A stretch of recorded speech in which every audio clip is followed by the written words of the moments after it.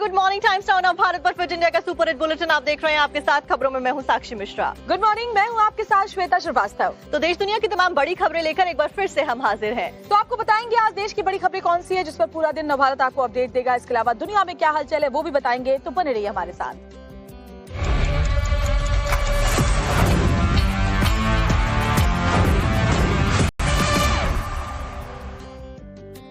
और ब्रेक के बाद एक बार फिर से आपका स्वागत है। फिट इंडिया का सुपर हिट बुलेटिन आप देख रहे हैं। बात करेंगे यूपी और जापान के इन्वेस्टमेंट समिट को लेकर आ रही खबर की, जहां पर आज भी कई सारे एमओयूज पर साइन होना है। तो मुख्यमंत्री योगी आदित्यनाथ लगातार उत्तर प्रदेश में निवेश बढ़ाने की दिशा में काम कर रहे हैं। जापानी डेलीगेशन जो आया है उनसे भी उन्होंने कहा कि उत्तर प्रदेश में वो निवेश करें ताकि यहाँ रोजगार के अवसर बढ़ें। तो आज यूपी में उद्योग निवेश पर जापान के साथ में मंथन होगा। मुख्यमंत्री योगी आदित्यनाथ खुद जापानी डेलीगेशन के साथ में करेंगे मुलाकात।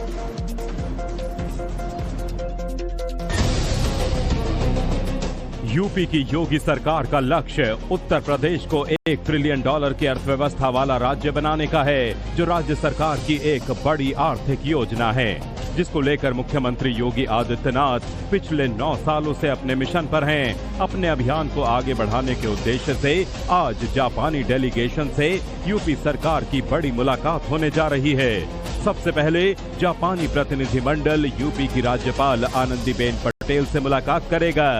फिर मुख्यमंत्री निवास पर सीएम योगी आदित्यनाथ से मुलाकात होगी। उसके बाद जापान और यूपी के साझेदारी का दौर चलेगा। सुबह 8:30 बजे से 9:15 बजे तक जापानी छात्रों का दल मोहनलालगंज में अटल विद्यालय का दौरा करेगा। महिला प्रतिनिधि 1090 हेल्पलाइन समझेंगी। सुबह 10:30 बजे से सुबह 11:45 तक farm gate to global plate पर सेक्टोरल सेक्शन होगा। सुबह 10:30 बजे से सुबह 11:45 तक जापानी टूरिज्म पर भी एक सत्र होगा। सुबह 11:30 बजे से दोपहर 12:45 तक Japan UP MSME partnership forum पर मंथन। सुबह 11:50 से दोपहर 12:55 तक Japan UP health care partnership पर चर्चा होगी। दोपहर 3 बजे से 3:30 बजे तक रंग भारती द्वारा सांस्कृतिक कार्यक्रम। दोपहर 3:30 बजे से शाम 4:35 तक सीएम, मंत्रियों और वरिष्ठ अफसरों का समापन सेशन। शाम 4:35 से शाम 5 बजे तक हाई टी। शाम 7 बजे से रात 9 बजे तक सीएम योगी के डिनर के साथ दौरे का समापन। बताया जा रहा है कि साझेदारी को संस्थागत आधार देने के लिए जापान और यूपी के बीच कई एमओयू एक्सचेंज भी किए जा सकते हैं। और एक बड़ी खबर आपको बता रहे हैं, उत्तर प्रदेश में विधानसभा के चुनाव कुछ महीनों में होने वाले हैं और समाजवादी पार्टी इसको लेकर एक्टिव है। अखिलेश यादव एक अहम बैठक करने वाले हैं, जिसमें चारों जोन के जो विधायक हैं उनको बुलाया जाएगा। संगठन को और मजबूत करने के ऊपर जोर देते हुए एक बड़ी बैठक आज होने वाली है। बड़ी खबर आपको बता रहे हैं, समाजवादी पार्टी की बैठक से जुड़ी जानकारी सामने आ रही है। एसपी अध्यक्ष अखिलेश यादव की अहम बैठक है, चारों जोन के विधायकों के साथ रिपोर्ट देंगे। उत्तर प्रदेश में मिशन 2027 को लेकर समाजवादी पार्टी के अध्यक्ष अखिलेश यादव ने कमर कस ली है। आगामी विधानसभा चुनाव को देखते हुए अब अखिलेश यादव सूबे में पार्टी को मजबूत करने के अभियान में जुट गए हैं। उसी मिशन के तहत आज एसपी चीफ पार्टी नेताओं के साथ बड़ी बैठक करने जा रहे हैं।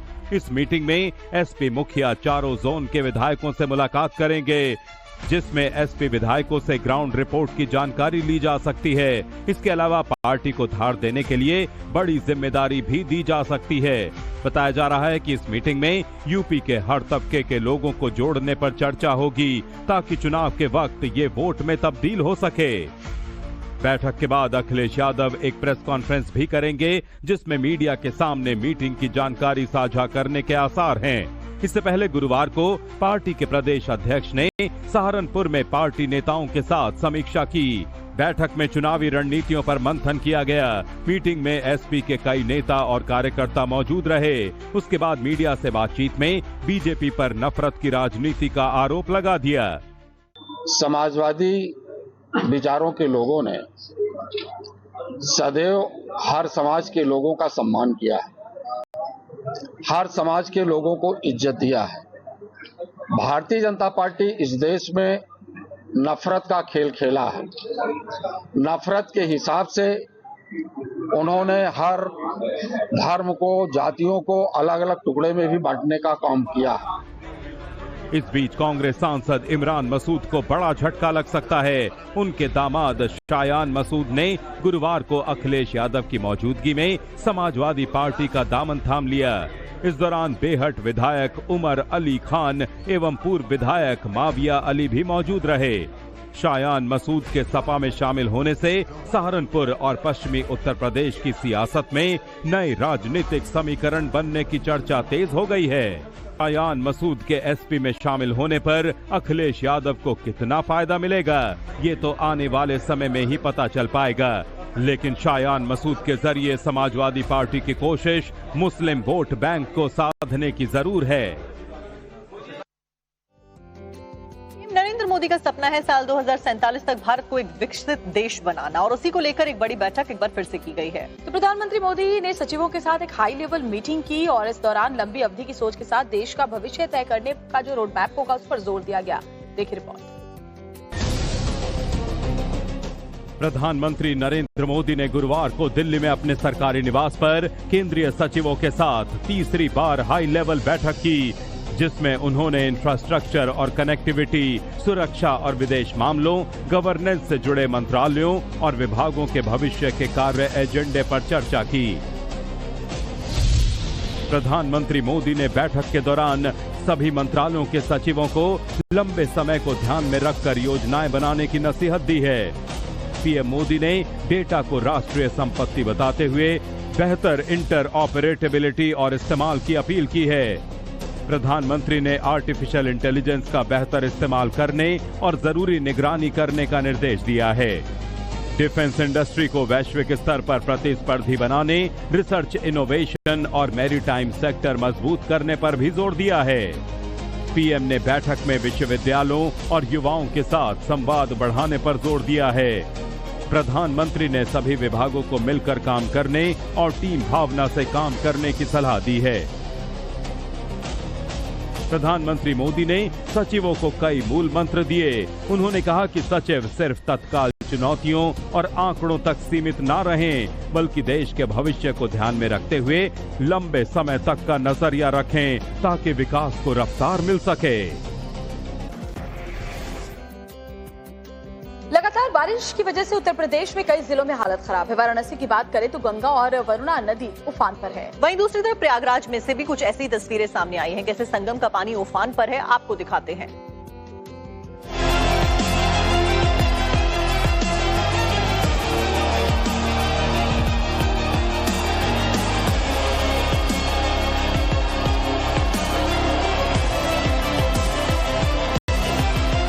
लगातार बारिश के चलते गंगा अब उफान पर है। वैसे तो इस वक्त यूपी के 13 से ज्यादा जिले बाढ़ की चपेट में हैं, लेकिन वाराणसी और प्रयागराज में अब गंगा की लहरें लोगों को डराने लगी हैं। प्रशासन हाई अलर्ट पर आ चुका है, क्योंकि बाढ़ का खतरा और गहराता जा रहा है।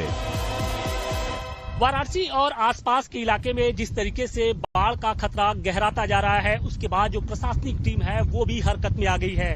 फिलहाल प्रशासन का जो मोर्चा है वो गंगा की लहरों में उतर आया है और जो बाढ़ प्रभावित क्षेत्र हैं उसका इंस्पेक्शन किया जा रहा है, निरीक्षण किया जा रहा है। तस्वीरों में आप देखिए कि इस वक्त वाराणसी के जो डीएम हैं, इसके अलावा वाराणसी के पुलिस कमिश्नर बाढ़ प्रभावित जो क्षेत्र है उसका बोट के जरिए निरीक्षण कर रहे हैं और ये देखने की कोशिश कर रहे हैं कि बाढ़ का खतरा कितना गहरा है। और सबसे बड़ी बात यह है कि वाराणसी और ये जो आप इलाका देख रहे हैं अभी जो ये है वाराणसी और वरुणा का यहाँ पर संगम होता है और इस इलाके में पलट प्रवाह के चलते सबसे अधिक जो त्रासदी होती है वो इसी इलाके में होती है और सबसे अधिक जो इलाका है वो सबसे यहीं पर प्रभावित होता है। और यही कारण है कि देखिए जो पूरा प्रशासनिक अमला है इस वक्त आप देखेंगे नाव के जरिए वरुणा के साथ साथ जो गंगा है उसका दौरा कर रही है और कहीं ना कहीं जो बाढ़ का खतरा है उसको भांपने की कोशिश की जा रही है।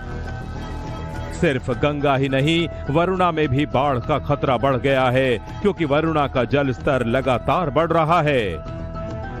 ये एक बगीचा है। बगीचे के जो लोग, बगीचे के आसपास के रहने वाले जो लोग हैं वो कहीं ना कहीं अब इस इलाके को छोड़कर ऊपरी जो इलाका है वहां पर रहने के लिए मजबूर हैं। तो निश्चित तौर पे जो वरुणा का भी पानी है वो धीरे धीरे बढ़ने लगा है।